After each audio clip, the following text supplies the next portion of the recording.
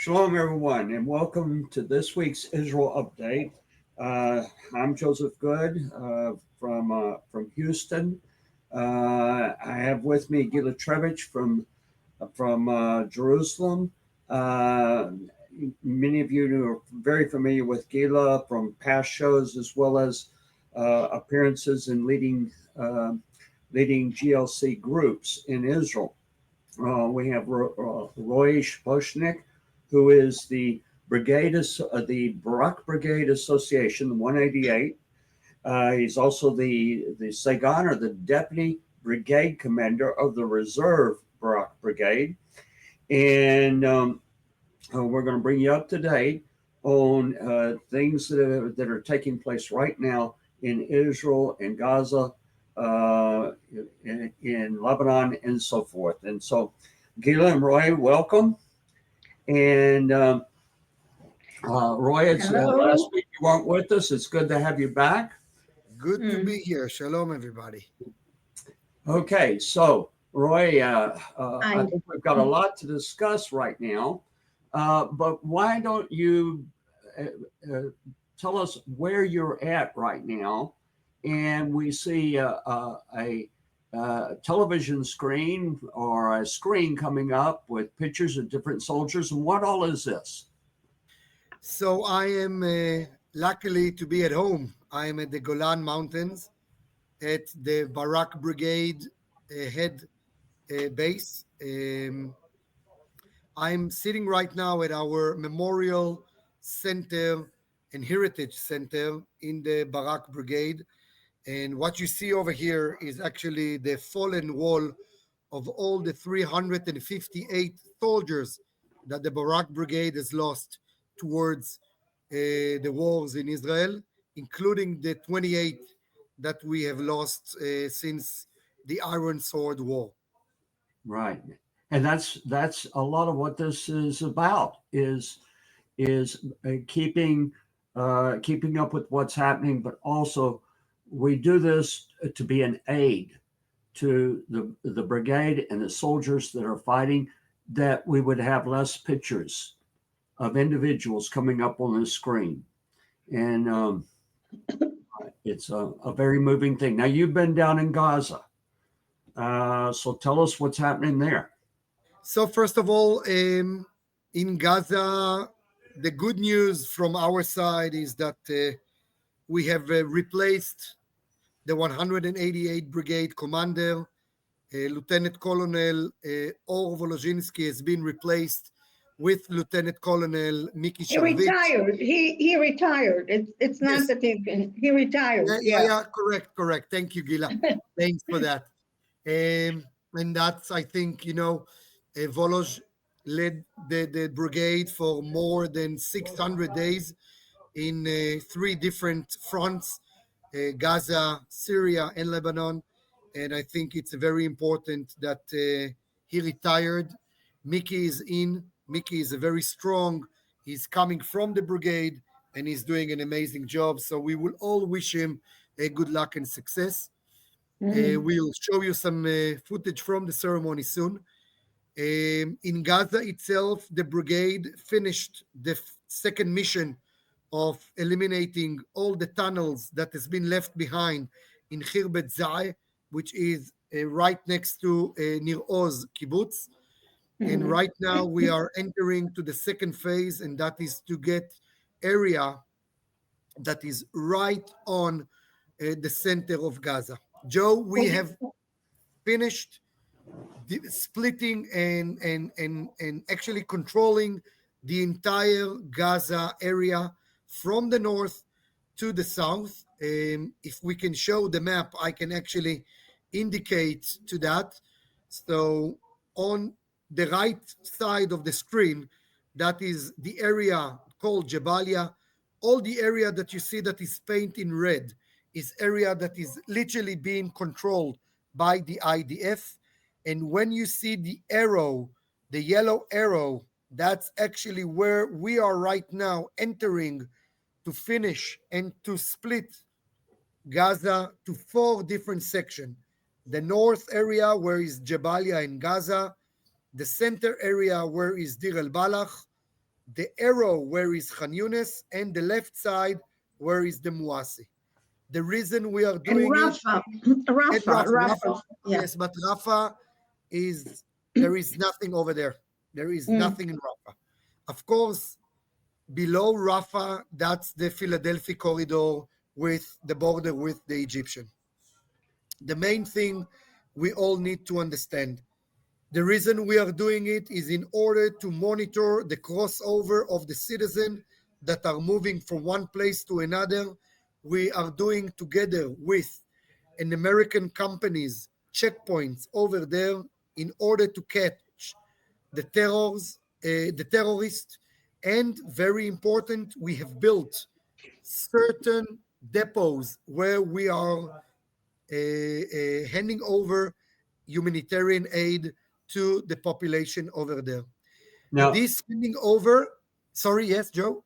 I was just going to ask, you're this is being distributed by an American company, right? Yes, absolutely. The So entire, the Israeli army turns it over to this American company, and then they are the ones that distribute it. not only that, the Israeli army has nothing to do with the humanitarian aid. We are opening the border, we are opening the checkpoints, we are allowing humanitarian aid with civilian trucks to enter to Gaza. They are going straight to the American company over there, and we can show the pictures of where are the depots are actually and how they look like. The Americans companies are handing over this humanitarian aid direct to the civilian hands without Hamas involvement. This is the first time that Hamas is not controlling the aid that is entering Gaza. This is a massive breakthrough because that weaks Hamas even more, Yes. and that gives the population for the first time to gain control, and I would not say prosperity, but I would say the liberty to decide what they need and what they want without having Hamas pushing them backwards. You know, in all By the way, just by the way, that for the people of Gaza, it's the first time for 22 years or so that they are doing something not under the Hamas. They're doing something of their free will. They're not controlled by Hamas. Yes. They can go get the food, because ever since Hamas came into power after Israel pulled out of Gaza in 2004.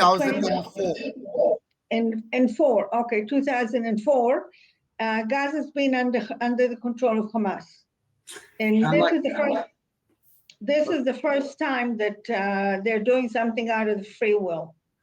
I'd like to spend a few minutes on this because everybody here sees all the anti-Israel from the river to the sea demonstrations and so forth. And one of the things they center on is that Israel is starving the people of Israel. Gilla and I were talking the other day, and she said, "Have you ever seen a skinny, everybody looks well fed, and all the pictures you see of all the Palestinians and everything."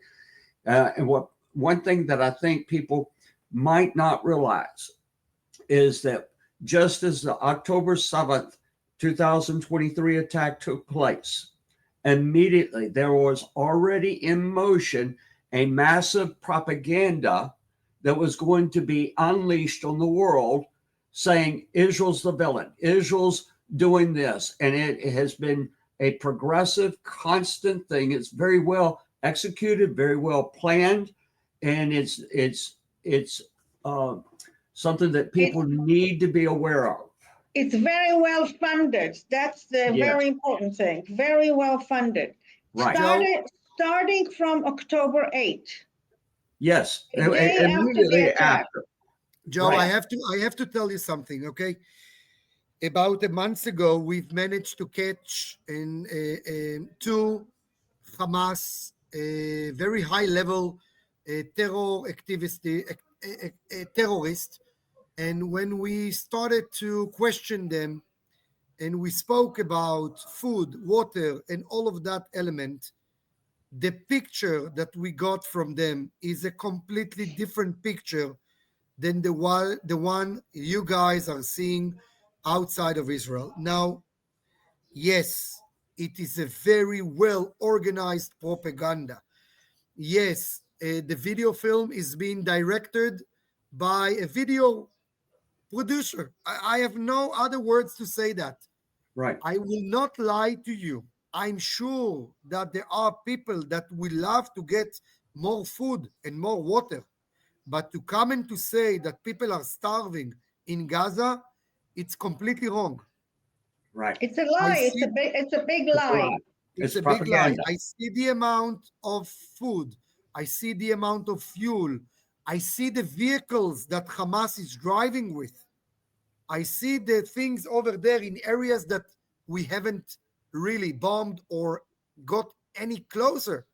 And to come and to say that they are starving, I'm not buying it. Right. You said you have some pictures of the distribution Yes. area. Yes, if we could see that, that would be really good. But I just want you to understand Israel has took the army a step back from that distribution center. I hope Corey will show it to you right now. You can Yeah. see that Israel well organized that area. So there is a full electricity, well organized. It's not the best thing in the world, but it's to keep them safe and also to isolate the population from the terrorists in order to make sure that the food is getting to the right hands. Now, if I understand correctly, these centers are going to be there in the middle. So it basically the people in the north will be relocating to the middle because that's where they can receive food from the Americans. And there is a specific reason for that. We are trying to create a bottleneck of checkpoints in order to investigate and to make sure that the people that are crossing from one side of the Gaza area into the other, we need to make sure that they are not terrorists. We need to make sure that they are not taking hostages with them. So we are creating safe areas. We are offering for the citizen of Gaza to move over there, to get tent, to get water, to get facility, to get a lot of things, but please stay away from terror, stay away from all of this activity that brought you to this terrified situation that they are right now. Right, right. All right. Now, what else is happening in Gaza before we move on to other parts of the So, story? I'm going to be very gentle and dedicated over here.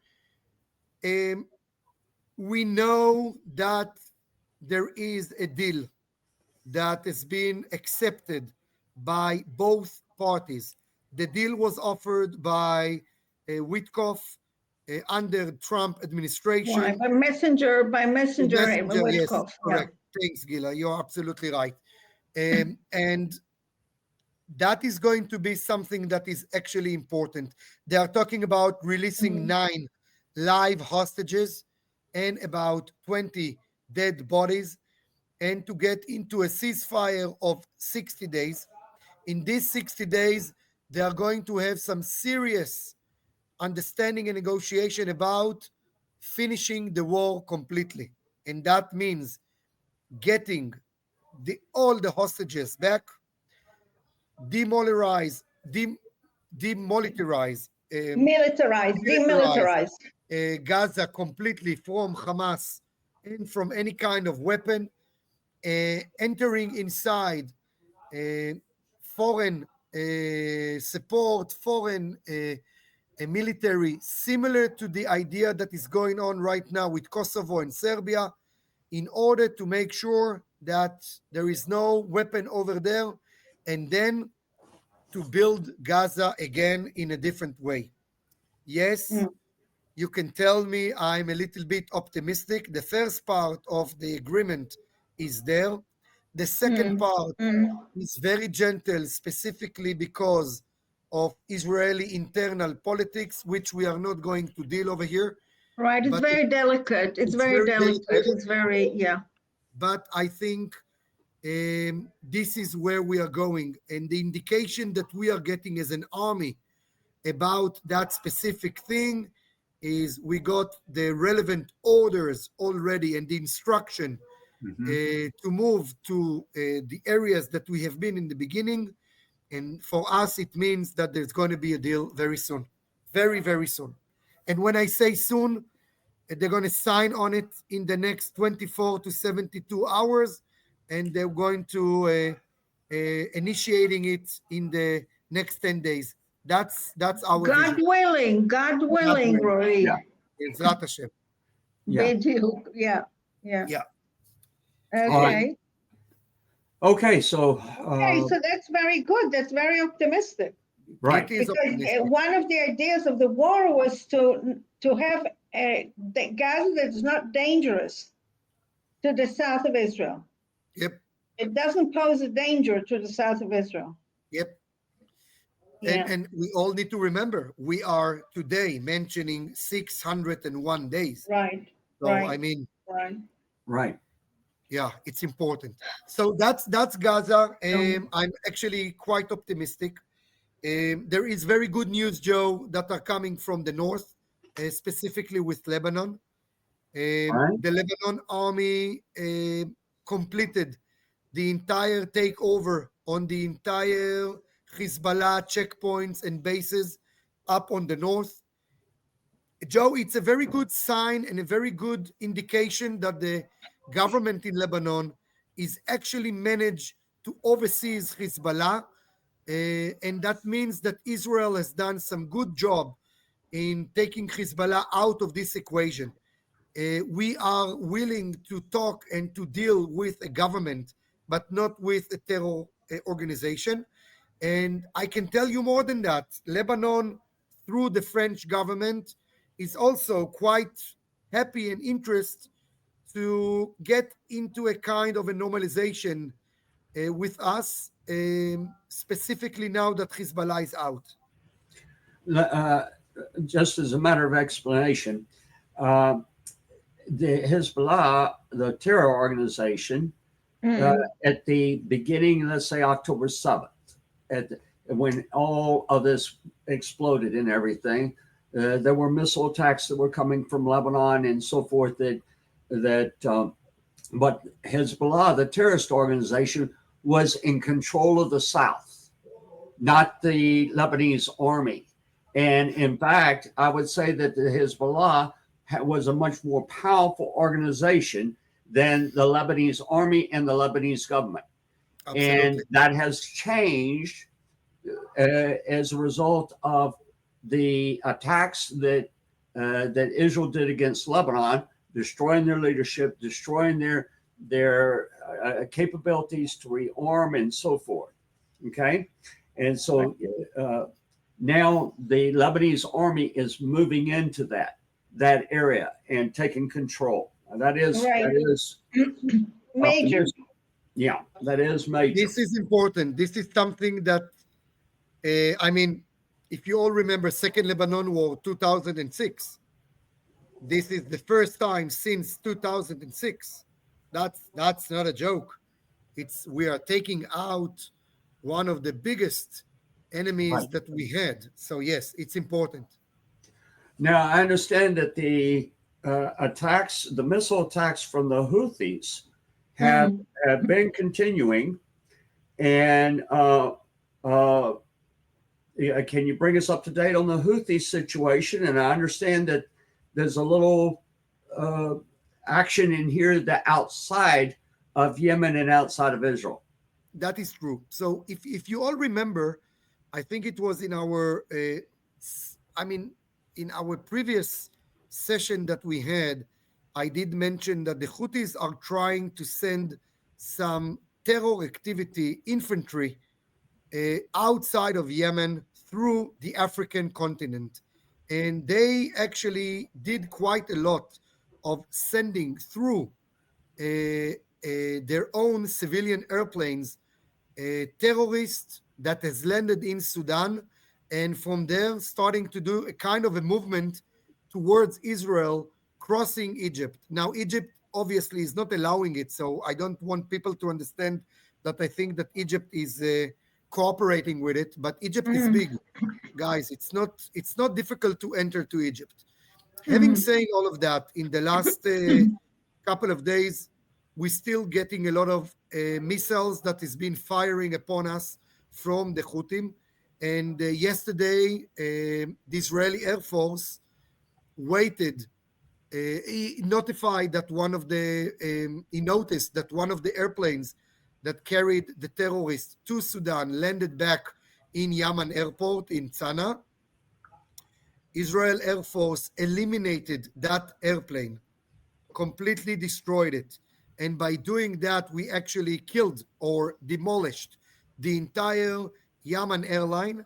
So we are trying to take over this, encouraging terrorists to move over to Sudan. Yemen is an issue.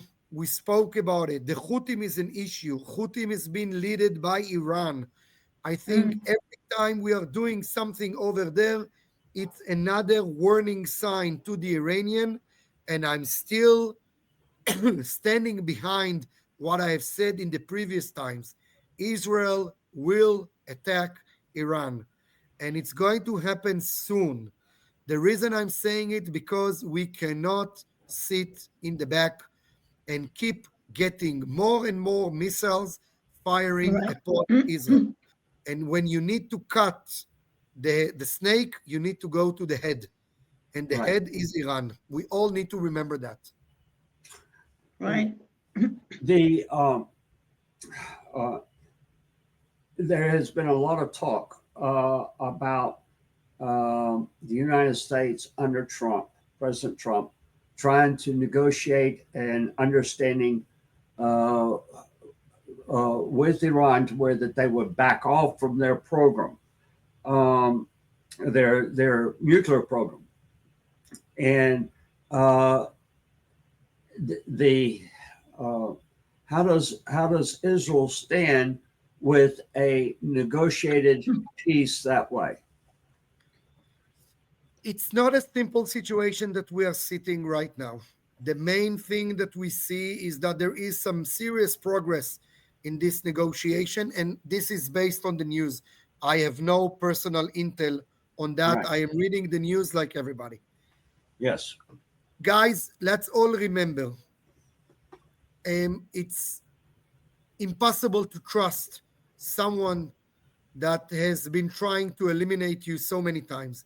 And since the 7th of October, Iran is involved in so many areas that are trying to take over Israel and trying to damage and to hurt Israeli as a nation, Israeli citizen.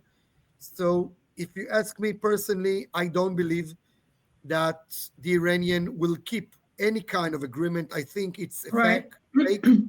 I think it's something that will explode not only in our face, but in the all over the world. The world, Yes. right. And most of all, Europe. Yes, Because absolutely. Europe is close. Yeah. Absolutely. You And know what they say. President Trump is a wonderful negotiator, and he trusts his business instincts that he can always negotiate a deal, especially when money is involved. But I don't think he's ever been negotiating in what they call a Persian bazaar. Yeah. That's different rules than anything else, and they don't play by the rules. That's the whole problem.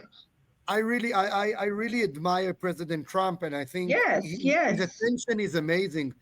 But once a snake, always a snake. So with all the respect, so they will sign on agreement right now, but they will still do some other nuclear activity in a different area.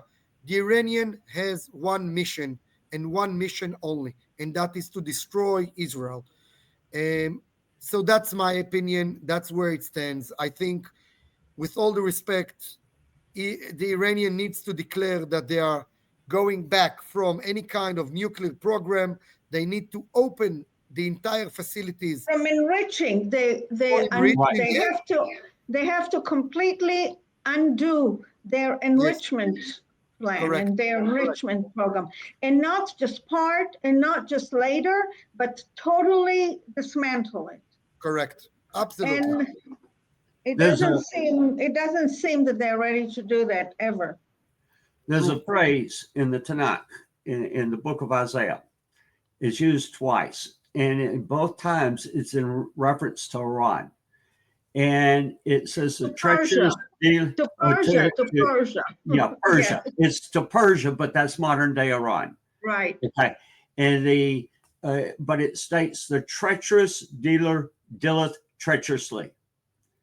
And basically, to restate that, don't trust any deal with the Iranians or the Persians. Don't trust any deal with them. Yeah. And I think that's exactly, what's being expressed here. And so, listen, we're running down to the latter part of the program. We have some needs. We still are paying for equipment that has been already sent. This is a bulletproof vest and helmets for the soldiers. And there were a number of soldiers that from the Barak Brigade that did not have this, the Reserve Brigade. And so they have been purchased, but we have to pay the bill. And we're asking everyone to help as much as you can. And, Roi, how much do we still owe on the bill? You said. Right now, we are trying to recruit money from wherever we can. We are right now short with $45,000 US, and I can tell you one important thing, guys. It really saves our soldiers' life. Right. It's not a myth. It's not a fairy tale. It's a true fact. This equipment is helping us to keep our boys alive. And I really want to thank you for everything you're doing for us. Please help us. You've been great. Mm-hmm. You can scan go ahead. the emblem in the corner, or go to JerusalemTempleStudy.com/David Fund, and every dollar will go to paying this bill. Shalom, everyone. Thank you.